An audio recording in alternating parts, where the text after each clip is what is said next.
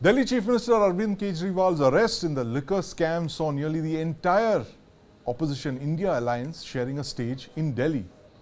Can Kejriwal's arrest provide the opposition with the opportunity to rally around the Delhi CM and gain some much needed momentum? Joining me to discuss this today are Munish Kumar Raizada, Ajit K Jha. They join us in the studio here with my colleague Ashok Bagadia. Mr. Raizada, will Kejriwal's arrest galvanize the opposition? I mean, we saw the kind of story of opposition unity, that picture of all of them on that one stage together in a way that we haven't seen in recent months. The opposition seemed to be completely out of the picture for now, the India alliance. But has Arvind Kejriwal's arrest kind of brought them together and given them an issue to attack the BJP with? Yes, Sandeep, thanks for having me. First of all, I would say until yesterday, things were a little bit different. Today, the scenario has changed. These all unitedly, in my understanding, they are false gods of democracy. First of all, today, Arvind Kejriwal, the fake crusader, has gone to Tihar. So this is a matter of great pleasure for all of us who came to support Anna Andolan and initial months and years of Aam Aadmi Party, right, thinking that anti-corruption will happen, a momentum will gain, and the Vyavastha Parivartan will happen. But today he is behind the Tihar jails, from where the whole movement actually started. Anna was arrested and sent to Tihar jail at some point in the Andolan. So this is one. Second is that yesterday, whatever happened at Ramlila Maidan, what you are saying that yes, it seems that the whole opposition was trying to galvanize behind him, behind his energy, to project him as a default prime minister, which was not factually, which should not have been the case, because number one, he's already mired in a liquor scam, which is a corruption case. Yes.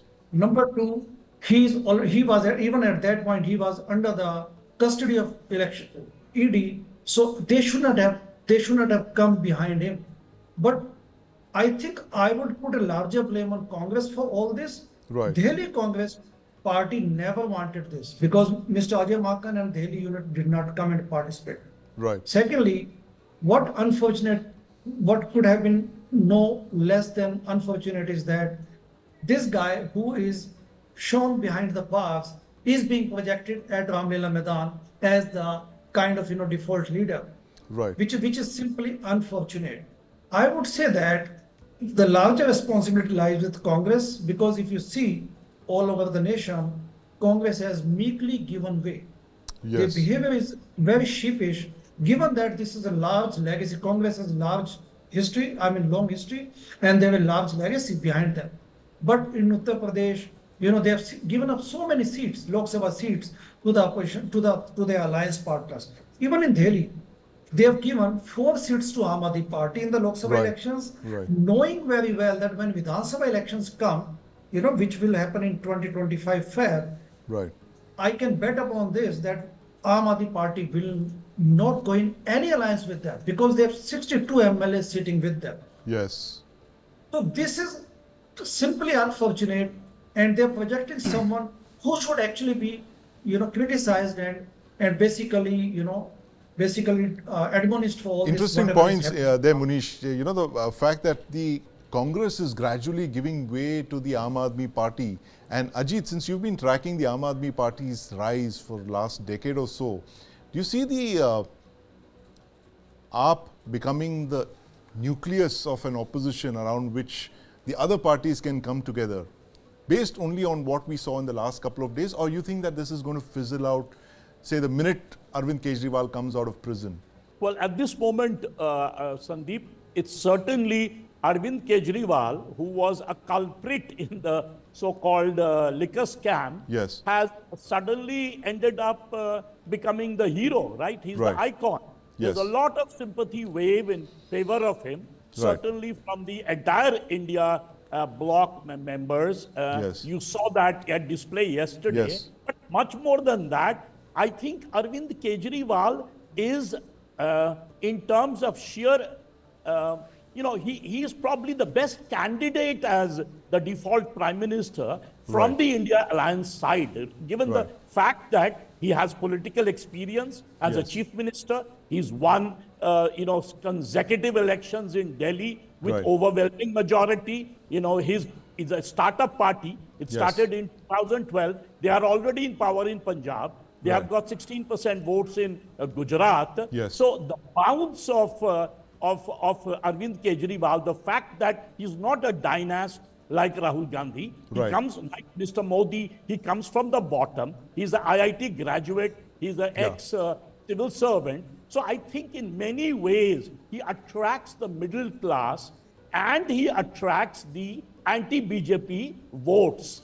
Right. In a way, he represents the biggest challenge in terms of to Prime Minister Modi. We already saw 2014, 2009. Yes. Rahul Gandhi was not a serious challenge. Right. From that perspective, I think Kejriwal is a great challenge, and he Yes. has solidified, given oxygen to the India bloc, which it has lost, ever since Bihar Chief Minister Nitish Kumar went on the other side, and Mamata Right. Banerjee got alienated from the India alliance. From that point of view, I think Kejriwal is certainly someone who has solidified the alliance. Yes. And as I said, he's probably the best challenge. Although Prime Minister Modi dominates over Yes. the India alliance, but despite that, if there is anyone who can actually become the David, Yes. in terms of David versus Goliath, Yes. then it's Mr. Arvind Kejriwal. David to the BJP's Goliath, Ashok, you think that's a possibility, even if it's not in 2024, possibly in 2029? Is Arvind Kejriwal positioning himself as the alternative to the BJP? Well, I have a slightly different take on this issue.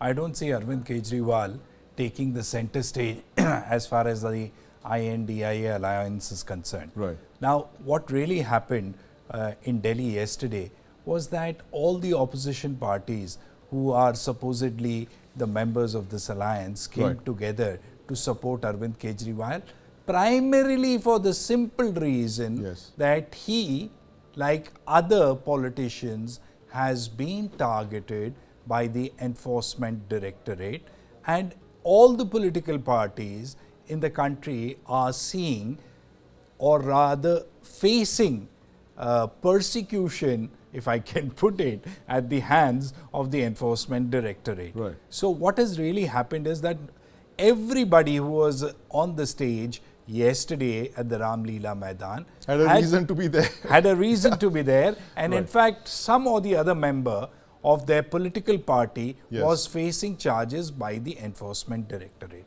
Now, whether Arvind can emerge as an alternative or can emerge as the tallest leader in the alliance, I think when the leadership issue is discussed, the leadership issue will only be sorted out on the question as to what that political leader brings to the table. Right. What does, after all, Arvind Kejriwal, what will he bring, or his political party bring to the table? Maybe 3 or 4 seats from Delhi, a Yes. few more from Punjab. Right. But how do you reconcile him with Sharad Pawar?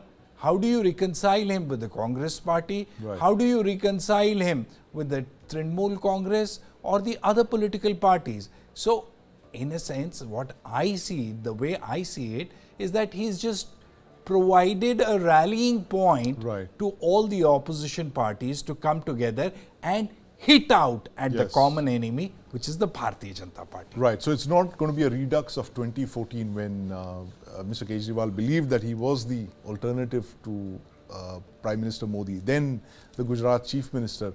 But, Mr. Raizada, this point about Arvind Kejriwal, very clearly from 2014, when you were with the Aam Aadmi Party, his prime ministerial ambitions were very clear even at that point. I mean, because when Prime Minister Modi went to Varanasi to contest, Arvind Kejriwal followed him.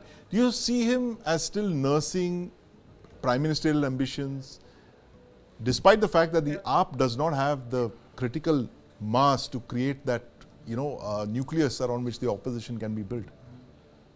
Absolutely. That is the problem, in fact. If you look at the, as Mr. Jha alluded to this as a startup, I mean, it's such an unfortunate situation that a party which in the initial month used to say, we are not a party, हम political party नहीं है, Right. हम बदलाव के लिए आए, Yes. जन Lokpal bill अभी भी दे दीजिए, हम पार्टी को disassemble या उसको wind up करके चले जाएंगे.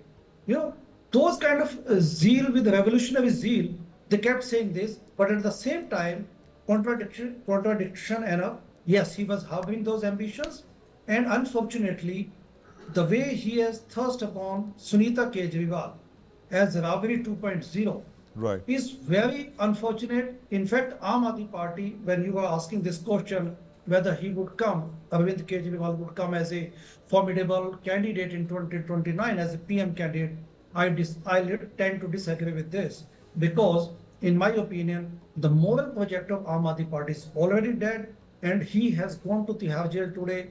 He has been already badly tainted, even in the form of, if you look at his perception. Yes. So this party is very unlikely to survive if he remains in jail.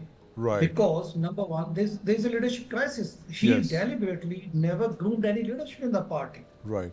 Even today, Sandeep, if you look at this, 7 to 8 MLAs are from the core Anna Andolan days. Sarita Kumari, Rakhi Bidlan, Saurabh Bhardwaj, Somnath Bharti, and Somnath. He's a very humble MLA otherwise. Yes. So not much in news. Vandana Kumari, So 3 ladies and 4 to 5 gentlemen, they are all from the core time. But he has no time to even project any of them, and thrusting upon her wife in the most brazen manner.